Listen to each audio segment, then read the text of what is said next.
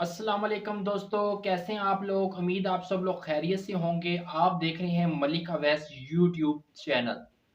दोस्तों, आज जो मैं टॉपिक लेके आया हूँ वो है फूड पांडा के हवाले से। फूड पांडा के हवाले से कुछ ऐसी परेशानियां आपको आ सकती हैं और काफ़ी ज़्यादा राइडर्स को आई भी हैं, और वो काफ़ी ज़्यादा ऐसे बंदे की तलाश में होते हैं कि यार वो इन चीज़ों के मसले का हल हमें कहीं न कहीं से मिल जाए, मगर उनको ऐसे मसले का हल किसी जगह से भी नहीं मिलता।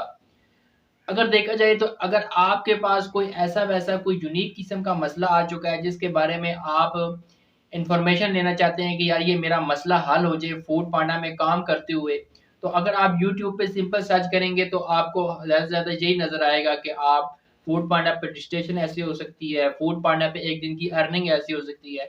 मगर कुछ ऐसी चीज़ें होती हैं जो काफ़ी ज़्यादा लड़कों को सुनने में आती हैं और परेशानी होती है, और वो काफ़ी ज़्यादा अपने आप को अकेला फ़ील करते हैं कि यार कि मैं किसके पास ऐसी परेशानी लेके जाऊँ।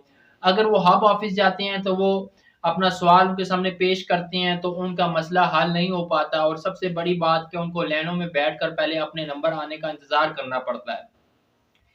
ये जो सारे सवाल हैं ये मैंने चेक किए हैं कि लोगों की काफ़ी ज़्यादा वीडियोज़ में कमेंट्स में आए हैं, मगर मैंने कोशिश किया कि मैं वहाँ रिप्लाई ना दूँ, इसके ऊपर एक वीडियो बना दूँ। तो मैंने ये सोचा कि आज इस वीडियो में सारी बातें मैं आपसे डिस्कशन करूँगा और आपको बताऊँगा कि ऐसे-ऐसे लोगों को मसले आते हैं और उन मसलों का हल क्या हो सकता है। सबसे पहले मैं आपको बताता चलूँ कि फूड पांडा में रजिस्ट्रेशन का प्रोसेस के लिए जो डॉक्यूमेंट ज़रूरत होते हैं, उनका पहले मैं आपको बता दूँ। क्योंकि काफ़ी लड़कों को पता होगा, मगर काफ़ी लड़के जो न्यू काम जॉइन करना चाहते हैं, उनको शायद इस चीज़ के बारे में नहीं पता होगा। तो सारी बातें आज मैं आपको कंप्लीट गाइडेंस कर दूँगा इस वीडियो में। देखिए, सबसे पहले एक आपका अपना शनाख्ती कार्ड, दूसरा आपके पास लाइसेंस नहीं है तो लर्निंग भी चलेगा। तीसरा आपके पास फादर का शनाख्ती कार्ड, ये सब कुछ अभी लिख लें कॉपी पे। और चौथा आपके पास होना चाहिए बिल की कॉपी, यानी एक घर की गैस की बिल की कॉपी या बिजली के बिल की कॉपी, दोनों में से अगर एक हो जाए। अगर कोशिश करें तो बिजली का बिल है तो वो लाजमन ले जाएँ। तीसरा या चौथा ऑप्शन कर लें या पाँचवाँ कर लें। ये चीज़ है कि आपके नंबर के ऊपर बना होना चाहिए जैज़ कैश ईज़ी पैसा। यहाँ लोग सबसे बड़ी प्रॉब्लम ये करते हैं कि उनकी सिम अपने नाम पर नहीं होती, और वो जाकर हालाँकि वो सिम उनके अपने नाम पर नहीं होती, मगर वो सिम उनके इस्तेमाल में होती है। यानी जो रजिस्ट्रेशन करवाना चाह रहा है, जो फूड पांडा पे काम करना चाह रहा है, वो सिम उसकी मोबाइल में है। मगर आपको ये कहा जाता है कि वो सिम का नंबर जिस पर ईज़ी पैसा जैज़ कैश बना हो, मगर ये आपको नहीं बताया जाता कि वो नंबर भी आपके नाम पे होना चाहिए और जैज़ कैश अकाउंट भी आपके नाम पे होना चाहिए। हम लोग क्या करते हैं कि किसी और का नंबर हमारे पास पड़ा होता है, हम उसको इस्तेमाल कर रहे होते हैं और ईज़ी पैसा जैज़ कैश उसी पे बना होता है, और हम आगे डिस्ट्रिक्ट में एंट्री करवा देते हैं कि ये नंबर लिख ले। आईडी आपको पता है कि आईडी 24 घंटे के बाद वो आपको हब ऑफिस वाले बता देते हैं कि आप 24 घंटे बाद दोबारा विज़िट करिएगा या शाम को विज़िट करिएगा। मेरी तो आपको ये मशवरा है कि आप 24 घंटे बाद जाएँ तो ज़्यादा बेहतर है। तो आपकी आईडी 100% होगी। ऐसा नहीं कि अगर वो 6 घंटे का क्या ये 2 घंटे बाद का, तो ऐसे आपने नहीं करना, क्योंकि आपको वैसे ही आपका जो फेरा होगा, जो आप जाएँगे अपना खर्चा करके, वो ज़ाया के ज़ाया जाएगा। आप 24 घंटे बाद जाएँ तो उसमें 100% आपको नुकसान नहीं होगा, आपकी आईडी ओके होगी। अब मैं आपको बताना चलूँ कि अगर आपने ईज़ी पैसा जैश कैश का नंबर गलत दिया है, तो उस गलत से क्या हो सकता है, ईज़ी पैसा जैश कैश कंपनी को ही चाहिए, वो उसमें सैलरी भेज देंगी। देखें, एक चीज़ होती है सिक्योरिटी। जब आपने हफ्ते की अर्निंग की, आपने 2 दिन कमाया, 3 दिन कमाया, जितना भी कमाया वो आपकी मेहनत पे डिपेंड करता है। मगर जब फूड पांडा जब आपके पैसे फ्राइडे को भेजेगा, तो उसको वो हमेशा ये चेक करता है कि ये जो जिस जैज़ कैश में मैं पैसे भेज रहा हूँ, क्या ये राइडर की अपनी सिम पे बना हुआ है जैज़ कैश, या ईज़ी पैसा अपनी सिम पे बना हुआ है? और तीसरा ऑप्शन एचबीएल करेक्ट भी बनता है, उसमें भी सैलरी भेजते हैं। तो अगर वो चेक करेंगे कि नहीं है, अगर नहीं आपके नंबर पे ही बना हुआ ईज़ी पैसा जैज़ कैश, और आपने रजिस्ट्रेशन के टाइम वो नंबर एंटर करवाया हुआ है, तो आपकी सैलरी जुम्मे वाले दिन नहीं आएगी। अब ये पहला सवाल का मसले का हल मैं आपसे बता रहा हूँ कि पहला सवाल यही लोग करते हैं कि यार मेरी जुम्मे वाले दिन सैलरी नहीं आई, वो इसी वजह से नहीं आई कि आपने अपना जो नंबर दिया वो किसी और के नाम पर था, मगर है आपके मोबाइल के अंदर, आपने सिम डाली हुई और ऑन है और उस पर जैज़ का इजी पैसा बना है, मगर वो नंबर आपके नाम पर नहीं है। तो इसका मतलब क्या हुआ कि हम पैसे फलाने बंदे यानी मोहम्मद नाम का बंदा उसने रजिस्ट्रेशन करवाई और फहद नाम के बंदे के ऊपर यानी वो नंबर था, और मोहम्मद नाम के बंदे को हम यानी कि इजी पैसा में पैसे नहीं भेज रहे, यानी हम फहद नामी बंदे के इजी पैसा में पैसे भेज रहे हैं। तो ये एक इलीगल काम हो जाता है, यानी कि हम पैसे गलत भी किसी को सेंड कर सकती है। तो कंपनी इसलिए कहती है कि इसमें सिक्योरिटी इशू है, आप अपने नाम का रखें ताकि कल आप हमसे गिला ना करें कि आपने किसको पैसे भेज दिए। तो इसलिए नाम भी उसी बंदे का आना चाहिए जो फूड पांडा पे रजिस्टर्ड है, और उसी नाम पर आपका इजी पैसा जायज कैश और वो नंबर भी आपकी शनाख्ती कार्ड पर रजिस्टर्ड हुआ हो। ये चीज है, तब जाकर आपकी फ्राइडे को सैलरी आएगी। अच्छा, अब आप दूसरा क्वेश्चन, जुम्मे को मेरी सैलरी नहीं आई यार दोस्तों, मुझे ये बता दो कि मेरी सैलरी कहाँ आएगी। दूसरे सवाल का जवाब मैं देने जा रहा हूं आपको। सैलरी आपकी आएगी आपके वैलेट वाले ऑप्शन में। वैलेट कहाँ है? आप फूड पांडा ऐप को ओपन करें। ओपन करने के बाद आपके सामने सबसे पहले शिफ्ट वाला पेज आएगा, फिर डिलीवरीज वाला आएगा, तीसरा मैप का आएगा, चौथा आपने कितने दिन पर डे में कितने ऑर्डर किए, और लास्ट पांचवा ऑप्शन आपके पास आएगा जहां पेमेंट वाला ऑप्शन है, जहां आपकी फूड पांडा की जो आप रोज कस्टमर से पैसे लेके कलेक्ट करते हैं और आपने रोज इजी पैसा के जरिए जैक के जरिए भेजनी होती हैं फूड पांडा को, वहां आपने चेक करना है। जहरी बात है आपके पैसे जीरो हुए होंगे, आपने फूड पांडा के पैसे हमेशा आप जीरो करते हैं ताकि अगले दिन आप शिफ्ट परफॉर्म कर सकें। अगर आपके वैलेट में पहले से पैसे पड़े हुए तो आप अगले दिन काम नहीं कर सकते, तो आप हमेशा जहरी बात है आप वैलेट को जीरो रखेंगे। तो आप फौरन जाकर जुमे वाले दिन रात 12 बजे से पहले पहले ये चेक कर लें वैलेट में कि मेरे पैसे आए तो नहीं। अगर उस दिन नहीं आते तो हफ्ते वाले दिन 100% आपके पैसे उसी वैलेट वाले ऑप्शन में आएंगे।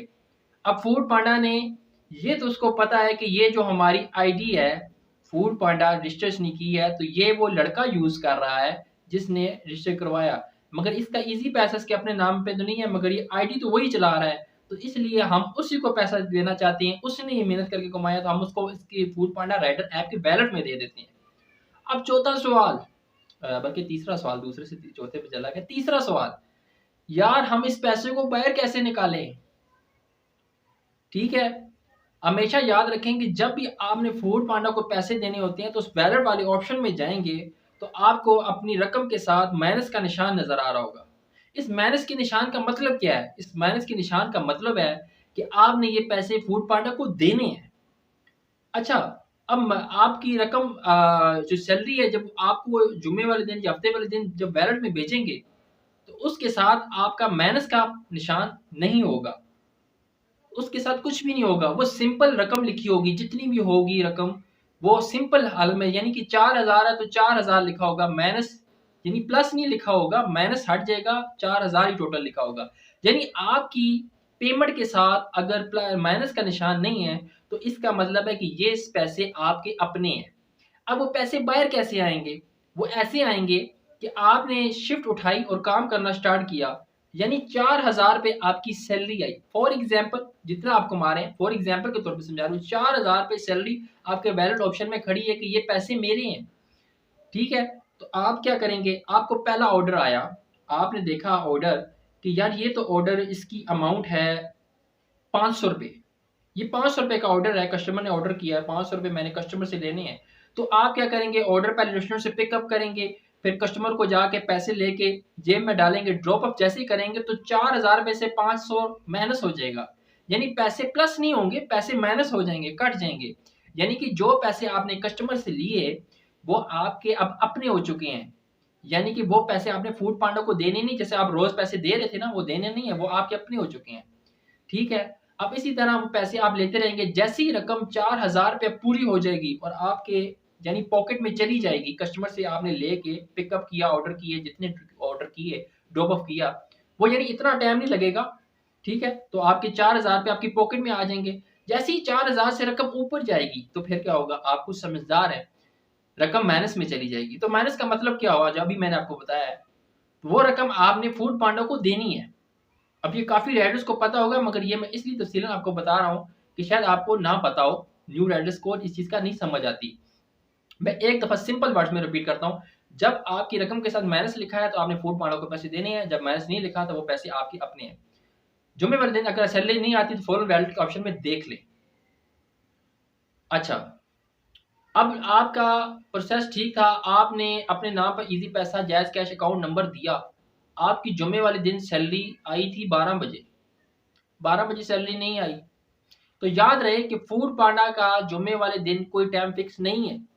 वो कभी-कभी जुम्मे से पहले भी सैलरी भेज देती है, कभी-कभी हो तो शाम को 4 बजे भेजती है, कभी-कभी हो तो 7 बजे भेजती है। इसका टाइम फिक्स नहीं है, आपने सब्र का दामन नहीं छोड़ना, आपकी सैलरी जुम्मे वाले दिन आ जाएगी। अगर जुम्मे वाले दिन आपकी सैलरी नहीं आती, ये कभी-कभार होता है, कभी-कभार, कभी-कभार होगा, 100% में से 1% अगर ले लें तो कभी-कभार होगा कि आपको फ़ौरन नोटिफ़िकेशन आ जाएगा कि हमारी तकनीकी खराबी आ गई है, जिसकी वजह से सैलरी आपको इंशाल्लाह कल हफ्ते वाले दिन भेज दी जाएगी। किस में? आपके वॉलेट ऑप्शन में। कभी-कभी होता है कि ये इकट्ठी पेमेंट ट्रांसफर करने की कोशिश करते हैं, तो सिस्टम क्रैक हो जाता है, जिसकी वजह से सैलरी आप तक पहुँच नहीं पाती। मगर ऐसा चांसेस 1% में होता है, इतना ज़्यादा नहीं होता। अच्छा, अब और सवाल ये है कि काफ़ी लोगों को ये पता नहीं होता कि हम ऑर्डर लेके गए थे कस्टमर के पास और कस्टमर से राब्ता नहीं हो पाया, तो हमने इस ऑर्डर को कैंसल कैसे करवाना है? मैं आपको बताता चलूँ कि आपने जब कस्टमर पे गए, आप लोकेशन पे गए, कस्टमर के पास गए, आपने कॉल की, ना हुआ, आपने चैट खोलनी है फ़ौरन, कस्टमर की चैट खोलनी है, नीचे छोटा-सा ऑप्शन आ रहा होगा, चैट खोलनी है जहाँ ड्रॉप अप के साथ, वहाँ आपने फ़ौरन लिखना है आई एम आर सर मैं आ गया, आइए आपकी लोकेशन पे खड़ा हूँ, ऑर्डर ले लें। ये आपने 3-4 मैसेज कर देने हैं और उसका फ़ौरन स्क्रीनशॉट ले लेना है। स्क्रीनशॉट लेने के बाद एक कोने में हेडफ़ोन से बने हुए हैं, आपने उस पे जाना है और वहाँ आपके पास एक ब्रैकेट आ रही होगी ऑर्डर इश्यू। ये ऑर्डर इश्यू का ऑप्शन तभी आपके पास शो होता है जब आपके पास ऑर्डर आपके पेज पे खड़ा हो, यानी कि आपके पास ऑर्डर हो, तभी आता है। अगर आपके पास ऑर्डर ना कोई आया हो तो वो ऑप्शन गैप हो जाता है। ये अगर ऑर्डर है, आपके पास आया हुआ है, तो ऑर्डर का ऑप्शन आ रहा होगा, फिर बॉक्स बना होगा।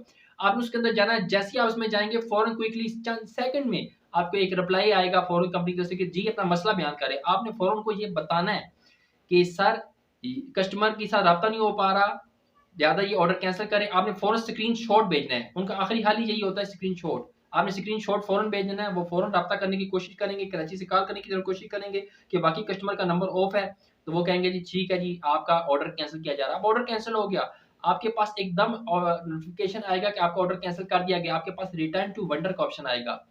रिटर्न टू वेंडर का ऑप्शन में यानी ड्रॉप ऑफ इस तरह लिखा होगा, जितना पहले लिखा हुआ था, मगर वहाँ लिखा होगा रिटर्न टू वेंडर, नीचे लिखा होगा ड्रॉप ऑफ। आपने ड्रॉप ऑफ को क्लिक करके उस जगह पिक्चर डालनी होती है, मगर वो ऑप्शन कभी-कभार आपके पास नहीं आता और ऑर्डर गैब हो जाता है, यानी खाली पेज आता है और नेक्स्ट ऑर्डर आपको लग जाता है। तो आप परेशान होंगे कि ये ऑर्डर मेरे ऊपर चार्ज हो जाएगा। देखें, घबराने की ज़रूरत नहीं है। आपने ये करना है कि यही ऑर्डर जाके ईमानदारी के साथ रिवेंडर को यानी जिधर से भी लिया है उसी को जाकर वापस करना है। वापस करके उसके साथ तस्वीर लेनी है। तस्वीर उसकी इस तरह लेनी है कि आप भी उसमें आएँ, कस्टमर की तस्वीर भी साथ है, आपके साथ खड़ा हो, सेल्फी ले रहे हैं, जैसे 2 फ्रेंड सेल्फी ले रहे होते हैं और साथ आपने ऑर्डर ऐसे पकड़ा रहे हैं और साथ में एक और चीज़ ऐड है जो मेन ख़ास है, फूड पांडा डिवाइस होम शेफ के पास होती है, वो अपने किचन में रखते हैं, कमरों में रखते हैं, किसी जगह भी रखते हैं, जिसके ऊपर उनको ऑर्डर रिसीव होता है कि फलाना जो कस्टमर है वो मेरे मेन्यू में से ये चीज़ ऑर्डर कर रहा है। ये मैं आपको सादा लफ्ज़ों में समझा रहा हूँ, वो डिवाइस होना ज़रूरी है, ताकि वो कंपनी को ये शक ना जाए कि आपने रास्ते में जाते हुए किसी बंदे को पकड़ लिया और उसकी तस्वीर खींच के और आप तितर-मितर होके घर निकल गए ऑर्डर लेके अपना, ठीक है? और आपको कंपनी इस ऑर्डर कैंसलेशन ऑर्डर पे कितने पैसे देगी? आपको टोटली इतनी देगी कि आपको जितना फ्यूल लगा है। कम से कम आपको 20-25 रुपए, 30 रुपए वो फ्यूल के हिसाब से जितना आपने क्रॉस किया है, जितना किया आप गए, जितना आए, उसके हिसाब से वो आपको पैसे दे देगी। कभी-कभार पैसे वो बहुत कम भी देती है, ये लोगों का गिला रहता है और ये हुआ भी है 100%। अब एक और ऑप्शन में आपके पास एक और बात लेके आता हूँ, काफ़ी गर्मी है। मैं आज सोच रहा था कि इसी वीडियो में आपके सारे मसले क्लियर कर दूँ, इसलिए मैं बार-बार वीडियो बनाऊँगा तो लड़कों को प्रॉब्लम होगी। उम्मीद है कि आज आपके सारे मसले हल हो जाएँगे। एक और मसला है जो बहुत ही कॉमन है, वो ये कि लड़कों को प्रॉब्लम आती है कि काम करने के दौरान ये होता है कि वो कभी-कभार काम करने के दौरान उनकी यानी कि काम वो शिफ्ट एंड हो जाती है। अगले दिन वो काम के लिए तैयार होते हैं और कहते हैं कि चले आज हम फिर काम करने के लिए जाएंगे, मगर जब वो शिफ्ट उठाने के लिए क्लिक करता है तो वहाँ शिफ्टें शो नहीं हो रही होती। ये बहुत कॉमन, काफी लड़कों के साथ ये मसला आता है, शिफ्ट शो नहीं हो रही होती। देखें, ये एक ऐसा मसला है कि आपने पिछले दिन को देखना है कि आपने ऐसा कौन सा मसला क्रिएट किया था जिसकी वजह से कंपनी ने आपकी आईडी दो चीजें या डीएक्टिवेट कर दी है या ऑफ बोर्ड कर दी है। डीएक्टिवेट का मतलब आपको हब ऑफिस में जाकर अपनी सफाई पेश करनी है और आईडी को डीएक्टिवेट करवाना है, दोबारा एक्टिवेट करवाना है। दूसरा ऑप्शन ओ बोर्ड, अगर आप ओ बोर्ड हो गए हैं, ओ बोर्ड आईडी भी ओपन हो जाती है, मगर आपकी अगर चल गई तो ठीक है, नहीं तो आपको वही इसी तरह जलील करेंगे जैसे लोग अदालतों कचहरियों के चक्कर लगाते हैं। फिर आपकी आईडी यही है कि किसी की सिफारिश से खुल सकती है। अगर बात आपने बंदे को मनवा लिया, अपने भाइयों वाली बात करके उसने कहा कि यार मैं गरीब आदमी हूँ, मेहरबानी करो, मेरा इसी के जरिए रोजगार लगा था, थोड़ी सी लंबी चौड़ी जरा तकरीर कर देना, वो आपकी आईडी ईमानदारी से ऊपर करेंगे। नहीं तो उनका सजा देने का पॉइंट ऑफ व्यू ये होता है कि वो बंदे की आईडी कहते हैं आप नहीं ओपन होगी। बेसिकली मैं आपको अंदर की आगाही बता रहा हूँ, आपकी आईडी ऑफ बोर्ड भी हुई हो तो वो भी खुल जाती है। बड़े बड़े लड़कों की आईडी ओपन हुई है, ठीक है। अब आपकी जब शिफ्टें शो नहीं होती तो आईडी डीएक्टिवेट हो जाती है। अब क्यों होती है? वो इस तरह होती है कि अगर आपने ऑर्डर कैंसिलेशन ज़्यादा करवाए हैं, एक दिन में अगर आपके 2-3 ऑर्डर कैंसिल हुए हैं, तो हो सकता है आप बच भी सकते हैं, हो सकता है आप ऑफ बोर्ड भी हो सकते हैं, ठीक है। ज़्यादा ऑर्डर एक दिन में कैंसिल नहीं होने चाहिए। अगर ज़्यादा ऑर्डर कैंसिल होते हैं, मैं वही बता रहा हूँ, इसमें 100% एक ओके का निशान नहीं दिया जाता कि हाँ हो गए, कुछ भी हो सकता है, आप ऑफ बोर्ड हो भी सकते हैं, आपकी आईडी डीएक्टिवेट हो भी सकती है। तो आपने फौरन जाना है हब ऑफिस में, आपकी आईडी एक्टिवेट भी वहीं से होगी और आपका अगर ऑफ बोर्ड हो गया तो आपकी आईडी वहीं से ही ओपन होगी। ऑफ बोर्ड में थोड़ी सी ज्यादा सिफारिश करनी पड़ेगी, जैसे मैंने अभी पहले बताया, ठीक है। अब एक और चीज है, उसमें भी लोगों का ये सवाल है कि भाई मेरा तो कोई ऑर्डर कैंसिल ही नहीं हुआ था, मैंने तो ईमानदारी से काम किया, मैं तो कभी भी ऐसा कोई गलत काम नहीं करता, ईमानदारी से काम करता हूँ। लोगों के 100 सवाल होते हैं, तो मेरी आईडी उन्होंने क्यों बंद की? मैं आपको एक चीज बताता हूँ, अगर आप छुट्टियों पे जाते हैं, एक हफ्ते की छुट्टी करते हैं, तो आपकी आईडी डीएक्टिवेट हो सकती है और ऑफ बोर्ड नहीं होगी। इसमें ऑफ बोर्ड नहीं है, छुट्टी वाले काम में ऑफ बोर्ड नहीं है। ऑफ बोर्ड का मतलब सजा, सजा है कि यानी कि आपने गलत काम किया जिसकी आपको सजा दी जा रही है, आपको काम से निकाल दिया गया। अब आपने क्या करना है? अब आपकी आईडी छुट्टी करने पे डीएक्टिवेट हुई है। अब मैं इसमें बताता हूँ, अगर आपने हफ्ते छुट्टी की, पूरा हफ्ता ना लगाया, तो आपकी आईडी डीएक्टिवेट हो सकती है और नहीं भी हो सकती। इसका भी 100% ओके नहीं है। ये मैं वो चीजें बता रहा हूँ कि जिससे लड़के बचते भी जा रहे हैं और किसी की हो भी गई है। ये वो सिचुएशन है। अगर आपने एक हफ्ता किधर छुट्टी की है और आप आए हैं काम पर वापस और आपने बिस्मिल्लाह की है, अपनी शिफ्ट को ओपन किया है, शिफ्ट शो नहीं हो रही, तो आपने सबसे पहले ये करना है कि आपने हब ऑफिस नहीं जाना, आपने जाना है टिकट बनानी है। मैं कोशिश करूंगा इंशाल्लाह टिकट बनाने की एक अलग वीडियो आपके लिए लेके आऊं, उसमें आपको टिकट बनाने का तरीका बताऊं। टिकट बनाने में पहले ये होता था कि 24 घंटे बाद आंसर आता था, अब तो इतना अच्छा हो गया कि अब 6 घंटे में ही आंसर आ जाता है टिकट पे। टिकट पे आपको ये रीजन बताया जाएगा कि आपका क्या क्या हुआ है, आपकी आईडी को क्या मसला बना है जिसकी वजह से आपके पास शिफ्टें शो नहीं हो रही। अगर आपका कोई ऐसा, आपको अगर आप हफ्ते बाद छुट्टी करके अगर आपने काम स्टार्ट किया तो इसका 100% यही आंसर आएगा कि आपकी आईडी डीएक्टिवेट होगी, आपने पूरा वीक काम नहीं किया। मगर काफी ज्यादा लड़के इस काम में ये कि महीना भी छुट्टी करते हैं, उनकी आईडी डीएक्टिवेट नहीं होती, मगर कुछ लड़कों की हो जाती है। तो इसमें परेशान होने की बात नहीं, आईडी डीएक्टिवेट होना कोई एक बड़ी मसला नहीं है, वो आपकी आईडी एक्टिवेट हो जाती है। अब एक और चीज बताता चलूं कि एक और मसले की वजह से भी आजकल लोगों की आईडी बंद हो रही है। वो क्या मसला है? वो एक ऐसा मसला है कि होता यह है कि आप लोग काम कर रहे थे, काम करने के दौरान आपकी आईडी सही चल रही थी और एकदम अगले दिन आपने जब शिफ्ट उठाने की कोशिश की, शिफ्ट शो नहीं हो रही। जिस अभी पुरानी बात मैंने पहले की है कि शिफ्ट शो नहीं थे, वो और भी रीजन बताएं कि शिफ्ट शो ना होने की क्या वजह हो सकती है, ठीक है। अब ये जी तीसरी वजह है। तीसरी वजह क्या है जी? कि आपका जो लर्निंग लाइसेंस है, या जो लर्नर है या लाइसेंस है, दोनों ले लो, इनकी एक्सपायरी डेट होती है। अगर ये एक्सपायर हो गए हैं तो ये आपकी आईडी को डीएक्टिवेट कर देंगे। ठीक है, अब आपने टिकट बनानी है, टिकट पे पूछ लेना है कि भाई क्या वजह हुई है, मेरी शिफ्ट क्यों नहीं शो रही है। टिकट वालों को हर चीज़ के बारे में पता होता है कि आपकी आईडी से क्या प्रॉब्लम आई है आपकी आईडी को, तो फ़ौरन आपको 6 घंटे के अंदर अंदर आंसर दे देंगे और आपको इस चीज़ के बारे में बता देंगे कि आपका ये मसला है और आपने क्या करना है, आपने फ़ौरन जाके हब ऑफिस में अपनी आईडी को डीएक्टिवेट तभी करवा सकेंगे इस मसले में ख़ासकर कि आपका लाइसेंस और लर्नर या लाइसेंस है या लर्नर जिस पे आप रजिस्ट्रेशन करवाई है वो दोबारा रिन्यू होगा, बनेगा, नई एक्सपायरी डेट उसकी जारी होगी, तब जाकर आपकी आईडी डी एक्टिवेट हो जाएगी। अब आप इजीली शिफ्ट पे काम कर सकेंगे। अच्छा, मैं दोबारा अब शॉर्ट फॉर्म में आपको बता दूं आईडी बंद होने के क्या क्या। एक, आपने कोई गलती की, ऑर्डर ज़्यादा कैंसिल करवाए, ओवरबोर्ड हो गए या डीएक्टिवेट आईडी हो गई।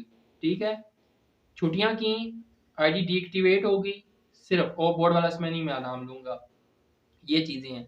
ऑर्डर ज़्यादा कैंसिल हो, ये हो गया। ठीक है, ये जो 4 चीज़ें होती हैं जिसकी वजह से आईडी या लर्नर लाइसेंस एक्सपायर हो गया, इसकी वजह से आपकी शिफ्टें शो नहीं होती।